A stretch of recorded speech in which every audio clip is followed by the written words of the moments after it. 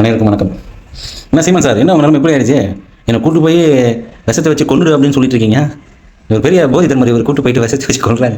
அதாவது 15 வருஷமா நான் கத்துறேன் அப்படின்னு சொல்லிட்டு இருக்கீங்களா? 15 வருஷமா கத்தி ஆனால் எந்த மக்களும் வந்து என்னை வந்து கண்டுக்க மாட்டேங்கிறாங்க அப்படின்னு சொல்லி புலம்புறீங்களா? அந்த புலம்புறதுக்கு யார் தெரியுமா காரணம்? நீங்கள் தான். ஏன்னா மக்கள் வந்துட்டு உங்கள் மேலே ஒரு நம்பிக்கை வரும்போது நேராக போய் எடப்பாடியாருக்கும் சசிகலாமாவுக்கும் பேச்சுவார்த்தை நடத்துறீங்க, 2 பேரும் ஒன்றா ஆகுதுன்னு சொல்லிட்டு. அப்புறம் ஒரு பேட்டியில் உட்காந்துக்கிட்டு நான் வந்து திமுக வந்து என் பங்காளி கட்சி, நான் வந்து அவங்கள வந்து எப்படி வேணால் திட்டுவேன், எப்படி வேணால் கொஞ்சுவேன், அது வந்து எங்களுக்குள்ள இருக்கிற ஒரு உறவு அப்படின்னு சொல்கிறீங்க. சாட்டை துறைமுகன்னு ஒரு கேடு கட்டவன், அந்த கேடு கட்டை வச்சுக்கிட்டு 24 மணி நேரமும் டிவிக்கு வந்துட்டு திட்டுறதையும் ஒரு பொழப்பாக வச்சுருக்கீங்க. இப்படி பல தப்புகள், பல குற்றச்சாட்டுகள் உங்கள் மேலே இருக்குது. ஜீவா நடிச்சது கோ, அதில் வந்து சிறுகள்னு ஒரு கட்சி இயக்கம் ஒன்று இருக்கும்.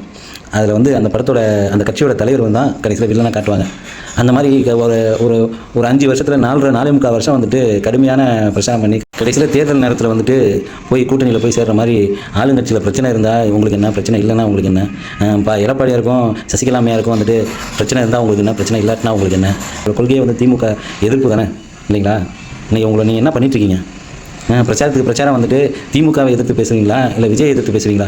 சரி, இத்தனை நாள் விஜய் எதிர்த்து பேசுவீங்க, வளர விடக்கூடாது, தனக்கு ஈக்குவலாக வந்து நிற்கக்கூடாது அப்படின்னு சொல்லிட்டு. இப்போ தேர்தல் வந்துச்சுல, தேர்தல் பிரச்சாரம் வந்துச்சுல, உங்களோட நல்லது கெட்டது அதை தானே சொல்லணும். அதை விட்டுட்டு இப்பயும் போய் விஜய் வந்துட்டு 2 பேத்துக்கு தான் போட்டின்னு சொல்லிட்டு இருக்காரு. 2 தொகுதியில் வந்து நிற்கிறாரு. அவர் 10 தொகுதியில் கூட நிற்கட்டும், அதில் உங்களுக்கு என்ன பிரச்சனை?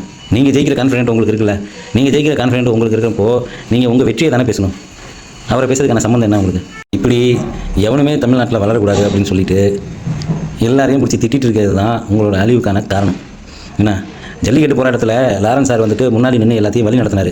அவர்கிட்டே போய் நீ எனக்கு கணக்கு காட்டுன்னு சொன்னால்தான் நீங்கள் மனசில் இருக்கிற பிரச்சனையே வாய் விட்டு பேச தெரியாத ஆளுங்களுக்கெல்லாம் வந்துட்டு ஓட்டு போட துடிக்கிறீங்களா, கட்சியை குடிக்க நினைக்கிறீங்களா, உங்கள் பிரச்சனையை நான் மனசுலேருந்து பேசுகிறேன்டா அப்படி சொல்லிட்டு மனசு முதல் சுத்தமாக வச்சுக்கிட்டு அப்புறம் பேசுங்க. பிரச்சனையை பேசிட்டா தலைவனாக முடியாது.